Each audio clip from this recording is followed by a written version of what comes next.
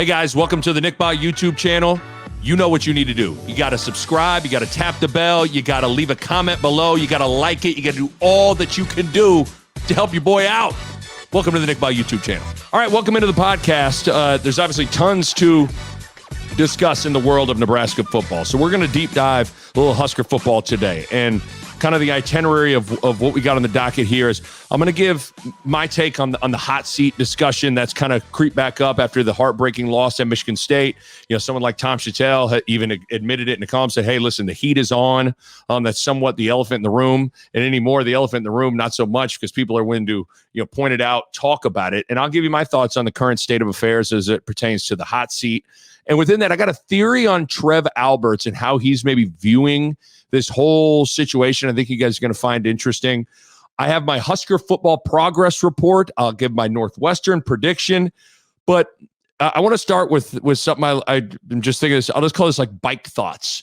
When I'm on my bike, I do my bike ride. I go on a bike ride about every day. Things just hit me, just pop into my head. And so, two things popped into my head real quick before we get into the meat and potatoes of the pod. I watch Twitter, I read Twitter, I read the stories online. Yeah, I listen to the radio, I listen to the callers, and I want to talk about press conferences for a second because and listen, full disclosure, I can only speak for myself on this one. Like, this is just based on my experiences as a Division I athlete playing college basketball at Kansas and Creighton. I think we make way too much out of what Scott Frost says in these press conferences as it relates to the players. Like, listen, has there been things that Scott Frost has said in press conferences throughout his tenure at Nebraska that he regrets and I cringed a little bit and I thought were mistakes? Absolutely. The whole ripping Riley and the old regime when he took over the job, just like, why you got to do that? The whole better get us now because in year 2 we're going to be dangerous. Why? Like, the hype train is already behind you. If anything, you should have been downplaying that stuff. Why? Right? I could go on and on, but you get the point. There absolutely have been instances in which Frost has said things in press conferences that I haven't necessarily liked. But some of the blaming of the players and what are the players going to think of that when they hear it from what he said in the press conference, all that stuff. Again, this is just me. And based on my experiences playing for Dana Altman at Creighton, playing for Bill Self at Kansas. The only thing that matters, the only thing, is what your coaches say to you and what is said to the team. That's it. What Scott Frost says to the players, what he says to the individual players, that's all that matters. Like, whatever he is saying in the locker room, that's all that matters, and that's all those players are focused on and thinking about. Like, I was really trying to rack my brain because I've seen some of the reactions to some of the Michigan State press conference, all this stuff. Like, I was really trying to rack my brain. And I can't remember one time where I remember what Bill Self or Dana Altman said to the media after a game. Like, I can't remember one time what Dana Altman told Tom Chattel or Steve Pivovar after a game. I can't remember one time what Bill Self told Gary Bedore after a game, who's the beat writer for Lawrence Journal World back in the day. But I can vividly remember what those coaches said to me and said to us in the locker room after games. I remember that because that's what matters. So I think people in general make too big a deal about what Frost says in press conferences. And I wonder what the players are going to think of that. I wonder what they're going to. Again, this is just me based on my experiences. What matters is what Frost says to the team. I only concern myself with what Bill Self told me or Dana Altman told me, not what he told the press. Because the reality is whatever Dana Altman's willing to say to Tom Chattel, he's probably going to say the exact same thing, probably a little more R-rated to me. Like, that's what I think a lot of the players are focused on. That was the first bike thought I had. The second thought I had, riding my bike, was I was listening to some audio from Mike Dawson's meeting with the media. And Mike Dawson, he's the outside linebackers coach, but he's also kind of pseudo in charge of special teams right now. It's a group effort, but Mike Dawson is, he's outside linebackers / special teams. And he was talking about the punt return situation and Samori Toure being back there, returning punts. And how he described Toure and a word he used in describing Samori Toure made it clear to me that a lot of these special teams issues are mental. They're in between their ears. It is all in their head. Because Mike Dawson basically said that one of the punts went over Samori Toure's head when they first threw him back there.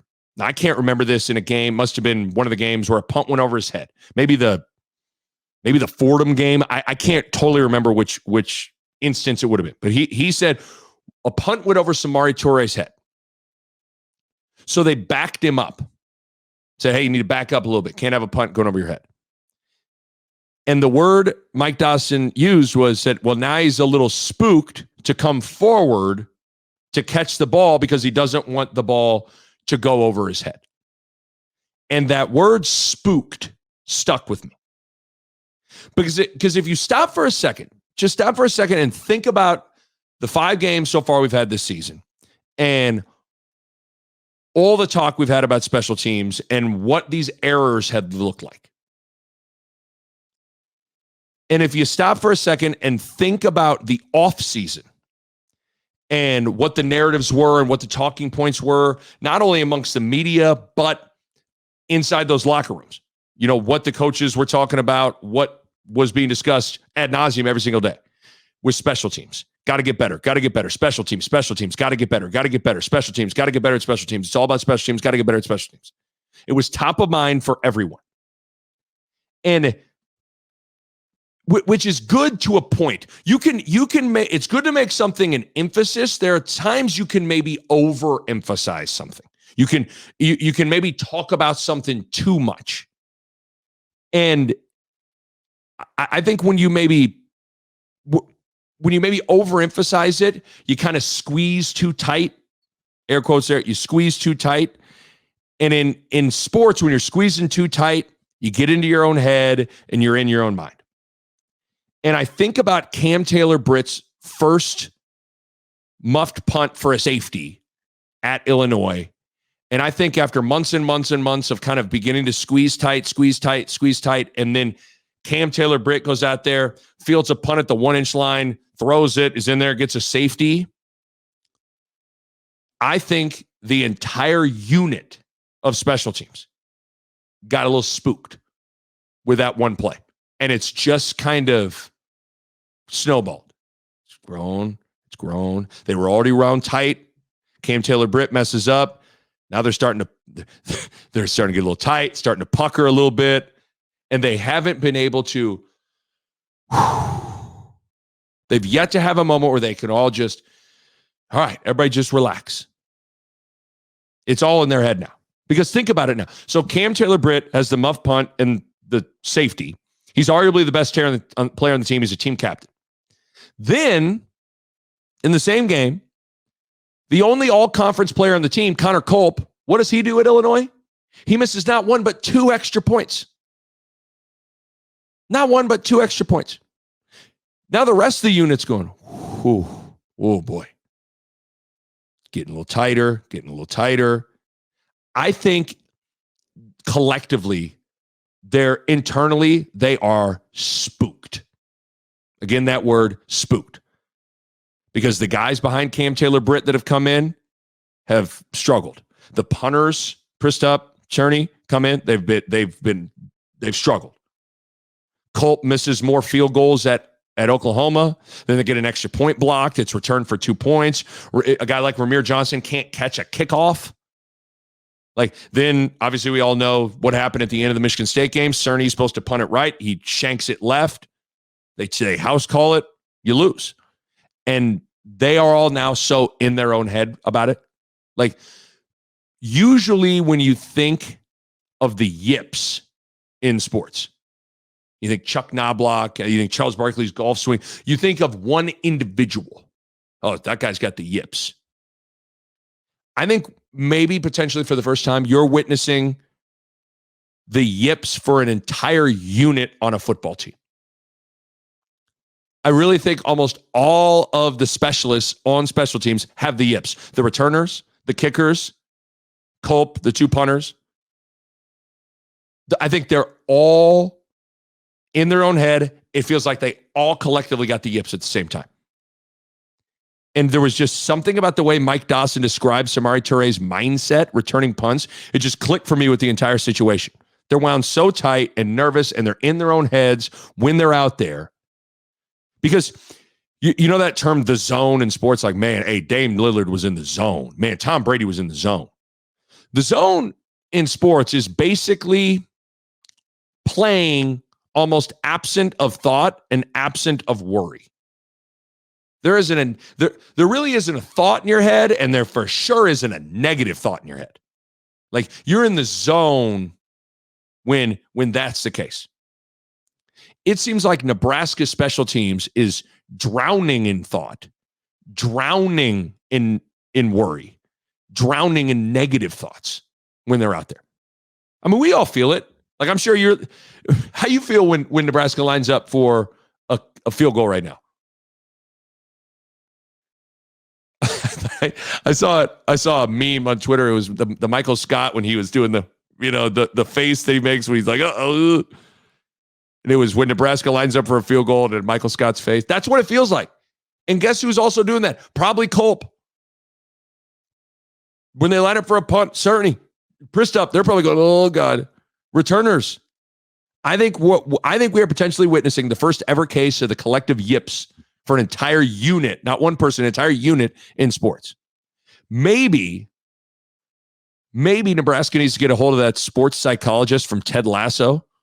Not sure any Ted Lasso fans out there. It's an unbelievable show, but they have a sports psychologist now for AFC Richmond, and she's good. I think the only solution I can think of right now is that they need Ted Lasso sports psychologist. She'd fix those guys in no time. Okay, enough of Nick Baugh's bike thoughts. Let's get into the meat of the pod, because there's a lot to dive into. So, we've entered into an incredibly difficult time with the Frost era, with the 2-3 start and a major gut punch loss at Michigan State, a game that you had let it slip away. And, it's a difficult time right now, and it's difficult conversations right now, because in some ways it's a difficult program and team to assess right now. Hell, I'm sitting here acting like I'm on a bike. Like, do they have the yips? Like, it's a difficult situation to assess. Even simple questions like, has there been progress? Or is this team close? Are kind of challenging to figure out. Because even though sports are typically black and white, there's a final score, there's a winner and a loser. The answers and discussions to those questions are actually kind of complex and even a little polarizing. Like right now, you can divide a room. You walk into it and say, I think Frost is close. Might be, you might get some looks. Or you walk in and go, I think Frost should be fired. This is awful. You get some looks. Like, it's getting to that point. It's getting to that point. Because it's funny, I asked Bo Rood on our recap pod for the Michigan State game. With Nebraska football right now, can you simultaneously be close and far away at the same time? Because that's kind of what it feels like in some ways right now. Because in some ways, Nebraska's close, and in some ways, Nebraska feels like they're far away. I personally lean closer towards Nebraska is close, but I can get how that can be met with an eye roll with certain people. Give it a rest. Come on. But I want you to stop for a second and think about a few things when trying to assess, is Nebraska close? Has there been progress? Think about the last few games, the last 5, 6, 7 games under Mike Riley in 2017. How atrociously bad they were. Soft, not physical, couldn't stop a soul, weren't tough. They're getting blown out. Now think about the 2018 Michigan game in Ann Arbor, Frost's first year. Think about the 2019 season. They weren't even close in that Michigan game in 2018. That was varsity versus JV. Weren't even close. They weren't even close in that 2019 Ohio State game when Chase Young and Justin Fields came to town and College Game Day was here. That was varsity versus JV. Hell, that might have been varsity versus freshman team. Now think about this team. Think about the last couple of games. I think you're being a little disingenuous to say there's been no progress. I think there's been some progress. Like they're better on defense, much better on defense. I think that's a legitimate top 20 defense in the country right now. And the stats kind of back that up. They're more physical. We really don't even talk about that anymore. And bottom line, they could easily have back-to-back top 25 road wins. And when that's the case, it's hard to say there's been no progress. Like, they're a competent kicking game away from getting ready to host Northwestern on Saturday night, Memorial Stadium under the lights, with potential road wins over top 5 ranked Oklahoma and top 20 ranked Michigan State. I get it. Nebraska didn't win those games, but we got to take some context into those games, right? It's just, for me, it's like, you know, you want to be a win's, a loss, kind of, do that whole tough guy talk. It's like, okay, it's hard to categorize those losses, the Michigan State loss, the Oklahoma loss, in the same category as the 2018 Michigan loss or the 2019 Ohio State loss. Or if you want to go back to earlier, the 2017 Ohio State loss or the 2017 Iowa loss. Yeah, they're all losses, but give me an effing break. It's hard to categorize those all in the same way. But I'm also not going to be disingenuous. I'm not going to be disingenuous and not point out the big picture fact that while there has been spurts where this offense has shown life overall, this offense has also regressed since 2018. Special teams has kind of continued to be atrocious. It was bad in year 1. It's bad in year 4. All those things are real. Yet still, they're close to back-to-back road wins over top 25 teams. But here is where this whole progress discussion gets difficult. Is the progress based on where they've actually been on the field in real games throughout Frost time here? Or is it based on where you thought they'd be at this point? Because there's a difference between those two. Like those are two different framing reference points. Like, is the progress discussion based on what we've seen on the field the first 3 years and comparing it to now? Or is the progress discussion based on our own projections of when Scott Frost took the job and comparing it to where they are right now? Because if we're using the latter, I don't think this team as a whole is where anyone thought they'd be in year 4. I don't think anybody thought they'd be 2-3 and grind and make a bowl. But if we use the progress based on where they've actually been, I think there's been some progress. I think there's been progress. For example, the offense. Overall, regressed since 2018. And yes, the offense is not where anyone thought they'd be when Frost took over. No question about it.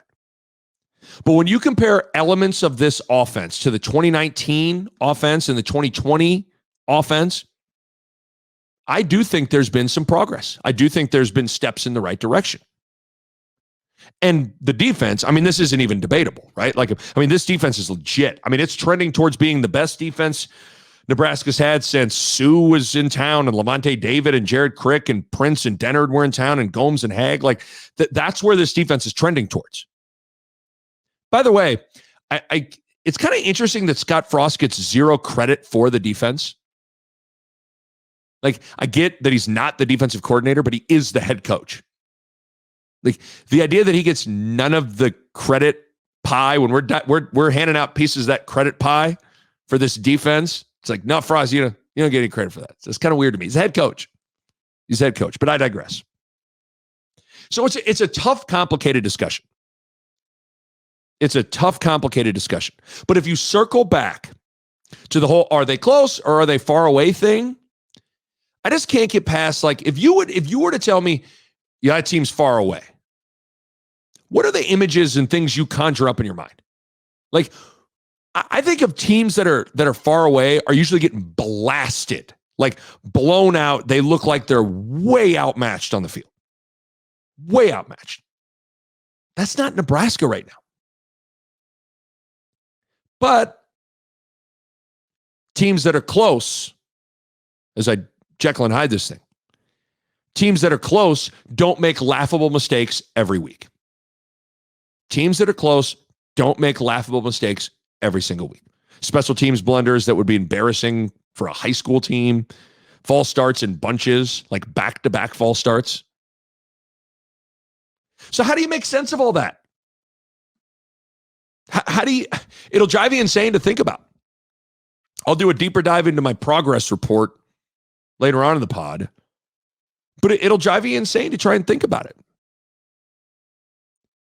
But back to kind of the bigger picture of the moment. You know, I said before the season started,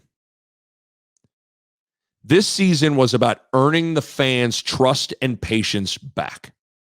That's how I kind of framed, hey, what's this season all about? It's about earning the fans' trust and patience back. Dirk Chatelain on my podcast last week kind of framed it in the moment as, you know, Scott Frost and this team, they have to give the fans something to believe in by Black Friday. So the Iowa game, last game of the season. So with having said that, and then taking into consideration the 2-3 start to the season here, what do you do with that situation? How do you make sense of it in terms of projecting where it's going and figuring out that question of, hey, listen, man, is this heading in the right direction? Again, defensively, unanimously, I think everybody's in agreement. Yes. Offense, listen, I think Martinez is masking a lot of issues. The offensive line is a major concern. I think the running back room is still really average. They're still not putting up points as a collective unit. I mean, against 3 Power 5 teams this year, Illinois, Oklahoma, and Michigan State, the offensive scored 22 points, 16 points, and 20 points. That's not scoring the ball. When you look at the special teams and the self-inflicted stuff, I mean, like we've talked about, the kicking games cost Nebraska probably 2 games this season. The one thing I will say is I don't know if it's entirely fair to peg the special teams issue with the return game. Like you can let me rephrase that. The special teams issues, if you want to say it's coaching, I think you can point to the return game, some of the different stuff like that. But like the punts and the field goal kicking, I don't know how you can peg that on coaching, but whatever. Is it coaching when an all-conference kicker all of a sudden can't make an extra point? Is it coaching when you tell your punter, punt it right, and he line drives it left? Like, hard for me to say that that's coaching. But bottom line, it is really concerning and perplexing to have the same issues for 3.5 years. Scott Frost and this team clearly aware of the issues heading into the year. They've tried to fix, they've tried to work on them, and it's not getting better. So how do you fix the fact that it's not getting fixed? How are you supposed to project this situation to get better when the self-inflicted special team stuff isn't improving? Can you ever fully believe with this stuff still going on? It's tough. But at the same time, in spite of all of that, this team, to me, is really close to being 4-1 and maybe in some alternate universe 5-0. This team is close to having 2 road wins against top 25 teams. And think about it, man. Think about how you felt watching that Oklahoma game. Everyone was kind of pumped after that. During the Oklahoma game, even afterwards, there were a lot of good vibes coming out of that game. And really think about how you were feeling about things with this football team and this program before Cerny's punt in the fourth quarter, how you were feeling about things. You were feeling pretty good. Like, there's a version of this season where this place is on fire with excitement and everybody's really, really pumped about the defense and Martinez progression. And I guess to me, that version of this season actually feels close and far away at the same time. It feels close enough for me to be able to say this, but far away enough for me to, when I say it, sometimes I feel stupid saying it. So I just talked for a long time, but I don't think I came to any sort of real conclusion. But that's kind of the nature of the situation. But that's why I think it's too early to render a verdict on the season and on the Frost era. There's still 7 games left. There's 7 football games left. I'm taping this. It's at the end of September 29th. It's not even October yet. Like Dirk Chatelain said, have to give fans something to believe in by Black Friday. And you've got 7 games to do that.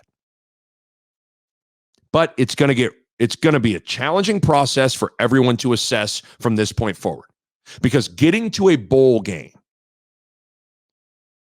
is going to be really challenging now. And getting to a bowl game was going to be the easiest way to gauge progress. That was going to be the easiest thing everybody could come together on and agree on, like they made a bowl indisputable. They're in a bowl game. They weren't in a bowl game last couple of years. They are now. Easy to say. That's improvement. They might not have that at the end of the year. So gauging process gets potentially a little murky. So this nuanced, complex discussion is likely going to continue. But I will say this. I don't think this team will quit. I don't think there will be a collapse. This isn't 2007. This isn't 2017 for 2 big reasons. Number one, Scott Frost isn't a dead man walking like Bill Callahan and Mike Riley were. That's number one. And number two, and maybe this is the most important thing, I think this defense is too good for a full-scale collapse. It's too good. It's hard. It's hard to really collapse when your defense is, you got a top 20, top 25 defense. And that's what it seems like Nebraska's at right now. Speaking of hot seat.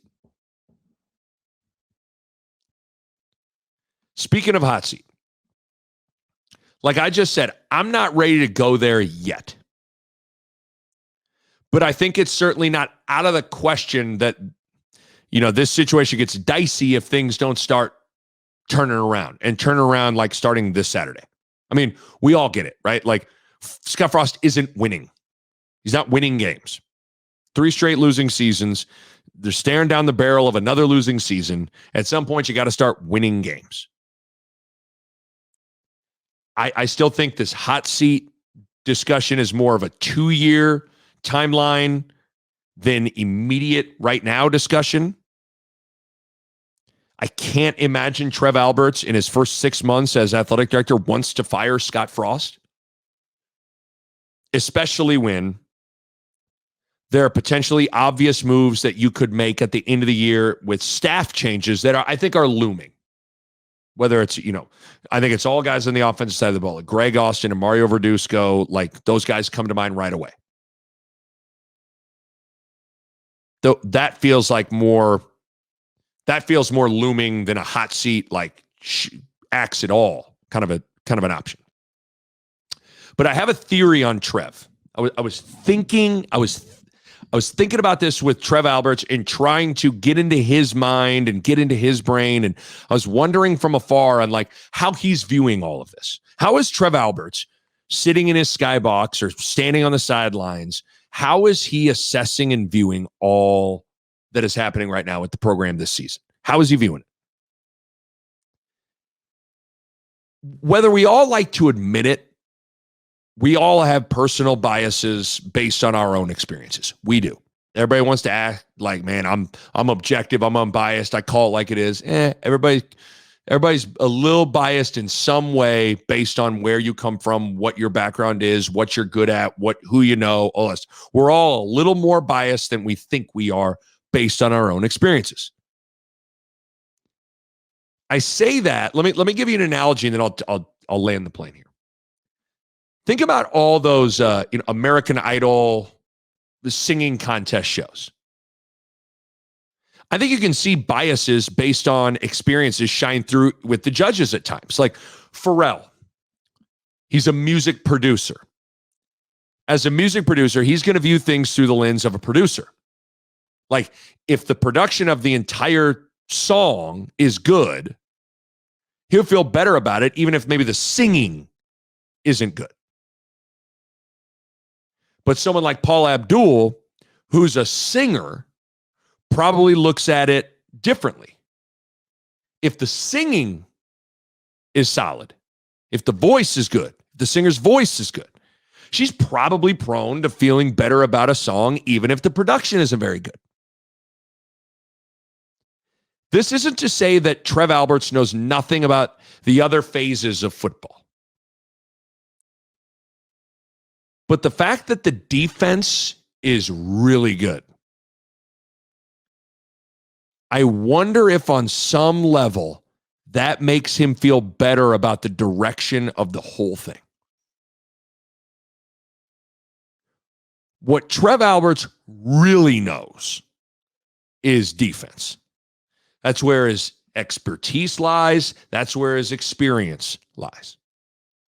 The fact that the defense is performing, the fact that the defense has been excellent, I'd have to imagine on some level that impacts how he views the entire situation.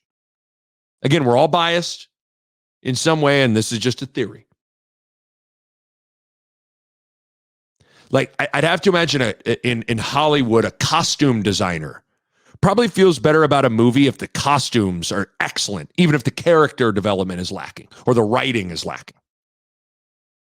A chef probably feels better about a restaurant if the steak is excellent, even if the ambiance and the waiter isn't great. I could go on, but you get my point. I just wonder, this is a theory, I just wonder if on some level, the fact that Trev Alberts, one of the greatest black shirts ever, feels better about the situation because he sees the black shirts playing great. Just a thought, just a stupid theory. So everybody's trying to, wonder, okay, I wonder what Trev's really thinking about this. I just wonder if on some level, like the defense is balling, that's going to make him, I'm sure it would eat at him more if the defense was atrocious. Imagine if everything was flipped and it was the defense that was struggling, but everything else, I think it would eat at him more. But I don't know, just a theory. Because everybody right now is trying to, boy, would you love to get inside his head and see what he thinks. So with the hot seat talk stuff, again, I'm not ready to go there, Lev. There's still 7 games left.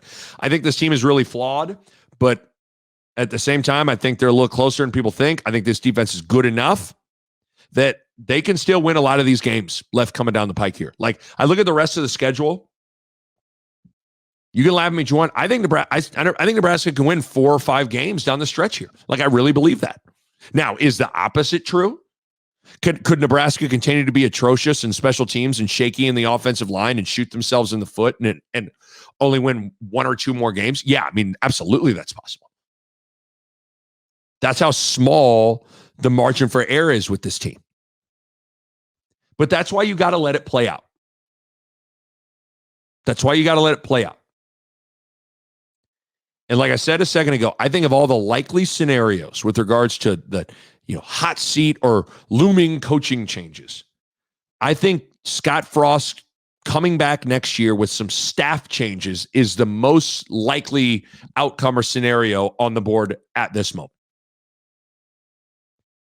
And I would think one of those changes is a full-time special teams coach. Like, at this point, you almost have no choice. With obviously now, I think there's a few offensive coaches that have been put on notice a little bit right now. But again, let's see what happens, because that's the beauty of sports. Just when you think you know who someone is or what someone is or what something is, it can change like that. Eric Chenander in the defense is kind of living proof of you just never know. You think you have someone pegged. You think you know the upside of something. And then you let the games play out, and it arrives at a completely different point than what you thought. Because Eric Chenander was the whipping boy when he arrived in Lincoln. I was doing radio at the time. I got the emails. I got the tweets. I got the calls. He was widely regarded as the weak link. He was widely regarded as someone who wasn't good enough. He was widely regarded as a guy that is going to get sent out of town sooner rather than later. Now look at him. Now look at him. Not saying he's Vince Lombardi, but the vast majority of the, addicted to drama Husker fans swore Chenander was a bum. How's that going for you right now? Just like a whole bunch of Husker fans thought Bob Diaco was the second coming of Bill Parcells. How'd that work out for you? How'd that work out for you? All I'm saying is things can change. What you think, what is true today, or what you think is true today may not be reality tomorrow. That's kind of the beauty of sports, and especially in the middle of a season, let it play out. Let it play out. Speaking of kind of judging progress, I want to play a little game to kind of wrap up this pod. So we're almost at the midway point of the season. Saturday's game against Northwestern, but game number 6, halfway home. And I want to play a little Husker Progress Report. And here's how I want to do it. So I'm going to go through. I'm going to look at the 3 big phases: offense, defense, special teams, as well as going through the quarterback, running back, O-line, wide receivers, and tight ends, and even coaching, and hand out kind of progress reports with 3 options: either improvement, disappointment, or it's the same. Improvement, disappointment, or the same. And so taking the first 3 years of Frost, as well as recent as last year, like I'm going to take the whole scope of all that. So it's a little bit of both. Like I'm zooming out to the whole 3 years. I'm zooming in to last year. Listen, it's a little subjective. I think y'all get where I'm going with this. That's kind of how I'm framing it. And then I'm judging based on these 5 games into year 4 in terms of progress. And quite simply, am I seeing improvement? Am I disappointed? Or is the group, the unit, about the same? So progress report, Husker style: disappointment, improvement, the same. Let's start with the obvious one, the defense. Overall, improvement. I mean, incredible progress. I'll put it to you like this. We don't even really need to waste any more time talking about the defense. Like, we could go through each position group, but let me ask you, hey, linebackers, you think disappointment, the same? Improvement. D-line, secondary, all improved. Just looking at, I was thinking about this. Looking at points scored on the defense, just points scored on the defense. So no punt return touchdowns, no safeties, no Martinez fumble at Illinois where they run it for a touchdown, et cetera, et cetera. The defense has given up this season. Here are the point totals they've given up: 21 points, 6 points, 3 points, 21 points, 16 points. In 2021 college football, it's really good. That's pretty damn good. Like I said, I think this is a top 20, top 25 defense in the country right now. Everybody has to be wildly pleased with the defense. Easy to say. Progress report, improvement. Offense, kind of looking at just overall unit. I'm going to say the same. Because ultimately, you still got to put up points. And that just hasn't happened outside of the Fordham game. Like, against 3 Power 5 teams this year, the offense has scored 22 points, 16 points, and 20 points. Now, to be fair, I think we all do see flashes of the thing coming together at times, especially when everyone is healthy. And I think that's a big deal, a big factor to continue to keep in mind.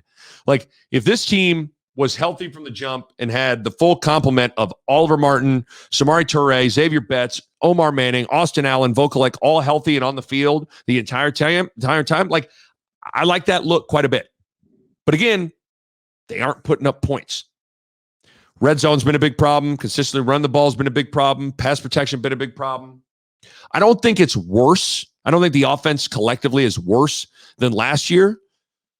But I don't see big enough improvements either to give them the stamp of like, yes, absolutely, improvement. Got to still put up points, man. So for the offense, I'm going with same. Special teams, disappointment, massive disappointment. Sky's blue, water's wet. You get it. Like, it's lost 2 games.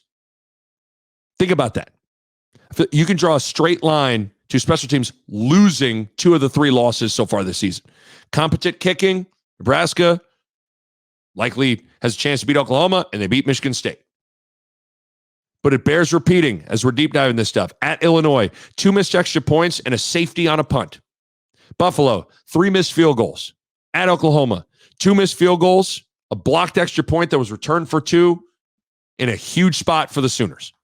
At Michigan State, had a punt return for a touchdown in a huge crunch time moment in the 4th quarter. They also gave up a long kickoff to Michigan State, which led to a field goal. I mean, it's laughable. It's laughable. Now, again, like I said earlier, to be fair, I don't quite know how you can peg all the kicking on the coaches, but it falls in line with all the other crap, right? Like the punt return situation's brutal. They don't have anyone that can even catch a punt right now. They're just letting them roll. Frost wasn't fully exaggerating when he said that they gave up, 200 to 300 hidden yards in special teams at Michigan State. I was thinking about this. When's the last time Nebraska had a return to kickoff past the 25-yard line? Like Kenny Bell in 2012. I mean, I know it's not that long, but like it feels like it's been forever since someone's returned a kick and taken it past the 25. Just the 25. I'm not saying returning a kickoff for a touchdown, just past the 25. Punting's been bad. It's been a massive disappointment. Husker Progress Report, quarterbacks. Really talking about Martinez. Improvement. I mean, again, think this is a guy that was benched at one point last year. And now look at the dude. Like, I've been impressed with Adrian Martinez. He's playing great. He's not getting a ton of help.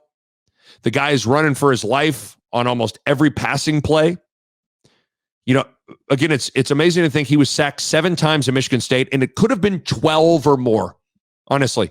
He had to be Houdini and make an all-world play to escape, or a lesser quarterback, a Zach Taylor, a Tanner Lee. Like, those guys maybe get sacked 13 times against Michigan State.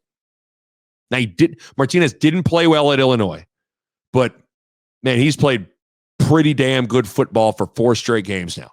Martinez statistically right now currently leads the Big Ten in total offense. He's number 1 in the conference in quarterback rushing yards, and he's 2nd in total touchdowns. It does get really, really tiring to hear any sort of Martinez criticism or Martinez angst. It's like, guys, you watch the games, man. I'm also getting really tired of the armchair quarterback screenshotting pictures of an open guy or pointing out that he missed a guy on a play here, a play there. Like, you do understand the guy's under siege from the second he gets the snap. Like, he's gotten, the other thing too is he's gotten very little help from his running back rushing attack to take a little bit of pressure off him. His weapons on the perimeter have been banged up. I just think any criticism towards him is just so misguided and so unfair. He's been pretty damn good. He's improved. Running back, Husker Progress Report. I'm going to go same. I don't think it's gotten worse, but I still just don't see a stud. And they haven't settled in on a bell cow guy, which is what they said they wanted to do. Nebraska's inability to find an above average running back has been maddening. It's been maddening. Now, to be fair, is some of this on the offensive line? Maybe a bit. But listen, man, trust your eyes. Like, y'all know what a stud running back looks like. Do you see one? I don't. So I'm going to go with the same. Wide receivers. I'm going to go improvement. Like, I definitely think this position has improved. Samari Toure, Betts, Manning, Martin, those are 4 pretty good players. need to get healthy and stay healthy. But those 4 guys right now are playing at a higher level than what we saw last year and the last 2+ years. Tight ends, I'd have to go improvement, I guess. I mean, Austin Allen, there's good players there, right? Austin Allen's a good player. I think you saw with Vokalek in the equation how that can look, running 2 tight end sets and his blocking and even his slipping out of the backfield or out of the tight end spot to make some plays, catching the ball. Like, those are good players there. So I'm going to go improved. Offensive line, massive disappointment. Tons of penalties, laughable with the false starts. They can't establish a consistent push running the ball. Pass protection's been bad. Martinez is having to escape constantly. Outside of special teams, the offensive line is by far the biggest issue with this football team. If you were asking, if someone hadn't watched Nebraska play this year so far, and they were getting ready to watch Nebraska play Northwestern on Saturday, and they say, "Hey, Nick, what have they struggled with?" I'm like, "Well, they're really bad on special teams, and the offensive line has really struggled." That's how you'd kind of describe the team, right? Really bad on special teams, really, really been shaking the O-line. So they've been a big disappointment. And then coaching. Last kind of progress report category. Just looking at kind of overall details, discipline, organization. As much as it hurts to say, I think you got to go with disappointment. Frost has said it looks like the same movie, and he's right. It's been the same movie for 3.5 years now, and a lot of it can get chalked up to coaching. I mean, it just has to. Like the details, the self-inflicted stuff, the special teams, the penalties, the organization. It all just hasn't really improved, in my opinion. And that's super disappointing through 5 games here. Because throughout the offseason, I mean, all I wanted to see this year was kind of 2 things. Get to a bowl game, consistently get to the point where you're playing a clean game. Get to a bowl game, and get to the point where more often than not, at the end of the game, we're not sitting here talking about all the ways Nebraska beat itself. That was basically it. So I just want to get to a bowl game, just play a clean game. And those 2 things haven't really happened, which is very frustrating. And there's just little things. I've talked about this. I mean, I still don't quite understand some of the personnel decisions they make from a rotation standpoint. Like, the running back room is bizarre to me. Like, Ramir Johnson was 4th string to start the year. Now he's the starter. Marquise Stepp was the leading rusher, and at one point now he didn't play at Oklahoma, and he only had 2 plays, I think, at Michigan State. Sevion Morrison all of a sudden showed up in enormous moments in the Michigan State game after not really being a big part of the rushing attack. Xavier Betts didn't play against Illinois. You've played 4 different punt returners. You have 2 different punters. I mean, sheesh. I mean, then the organization has been an issue. The wasted timeout at Oklahoma coming off a kickoff, a timeout that would have saved them 40 seconds at the end of that game, which would have been massive. It's a big, big mistake. They had to call a timeout earlier in the Oklahoma game on a punt. They weren't organized after the Xavier Betts 70-yard bomb at Oklahoma. They wasted a play in the red zone. They end up not scoring. Important. Like, stuff like that matters. So with coaching so far in the Husker Progress Report, you probably have to go with disappointment. I mean, they're 2-3. And it's a lot of cheddar bobbing, shooting yourself. That's what it's been. So there you go. Little progress report. Again, defense, improvement. Linebackers, defensive line, secondary, all improved. Collectively, the offense, I'd say it's the same. Special teams, I'm going to go with disappointment. You look at the quarterback, Martinez, I think it's improvement. Running back, I'm going to go the same. Wide receivers and tight ends, I think there's been improvement. And then the offensive line and coaching, I think it's been a disappointment so far. Little progress report. All right, so to wrap this bad boy up, what a huge stretch now for Scott Frost. Back is against the wall now. They're 2-3, blew a couple of games. But what I love about sports, man, is it's kind of like the Chenander thing. Like what I loved about being an athlete. And what's cool about sports is, bottom line, you're the one with the pen writing your own story. Page is blank. You're the one with the pen. It's when you fall short and you don't do the thing. That's when you hand the pen to other people and they write your story. Right now, it's still in the pen is still in their hands. It's still in your control. You're being the players and the coaches. Because guess what? Whether we all like it or not, these 7 games are going to kick off. You still go play the games. Nebraska has 7 games left. 7. 5 of the 7 are at home. Just keeping it real, Northwestern and Purdue aren't very good football teams. Minnesota just lost to Bowling Green at home. Wisconsin's defense is really good, but I don't think that offense is great. Michigan, Ohio State, Iowa, I think are legit tough-ass teams. The road's tough. But, man, if you can win at Oklahoma, you can beat or hang with anyone. And Nebraska almost won at Oklahoma. Like, if you can hold Michigan State on the road to 0 first downs and 5 total yards in the second half and have the game in your grasp, like, you can hang with anyone. Can Nebraska finally put it all together? Can Nebraska finally stop shooting themselves with the self-inflicted penalties and special teams blunders? Can the O-line find something inside of them to get it rolling a little bit? If Nebraska can answer any of those questions, I still think this team has a run in it. I really do. But bottom line, the flaws are there.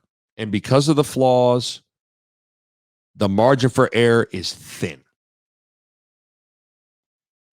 It's go time for Scott Frost and the boys. It starts with Northwestern this week. I think Nebraska is gonna play well, and I think they're gonna beat Northwestern by 2 scores, by 10 to 14 points in that area. I feel good about it. I think that group finally puts it together and puts it on somebody. That's not a very good offense with Northwestern. They're not settled in at quarterback. That defense feeling pretty good about themselves. Talking about the black shirts. I think they're gonna play well. But while it's funny. Well, it does feel like we're watching the same movie every Saturday, even though it's the same movie. You don't quite know how it's going to play out. I sit here and talk with confidence. Who the hell knows what's going to happen? So we'll see. I like Nebraska this weekend. It's going to be fun to see how this team responds. Okay, a couple of reminders here. Make sure you subscribe to that podcast. Just click that subscribe button. Also, subscribe to the YouTube page. It really helps me out. I've been told that I think I can monetize the YouTube page if I get to 1,000 subscribers. We're almost there. So I'm calling on y'all to help your boy out. Subscribe to the YouTube page. Share the pod with your friends. Leave a rating. Leave a comment. Leave a review. You can always email me, nick@nickbahe.com. Next podcast going to be that Nebraska Northwestern game recap pod. Yours truly, Bo Ruud, will have you covered with that. Plus, we are due for a wine pod coming up in the next couple of weeks. Plus, practice started for college basketball. Hoops is just around the corner. You know I got you covered for Creighton and Nebraska basketball. Should be very interesting years for Hoiberg and McDermott, respectively. Tons to look forward to on the pod. Appreciate you guys listening, supporting the podcast, and we'll catch you next time on the Nick Bahe Podcast.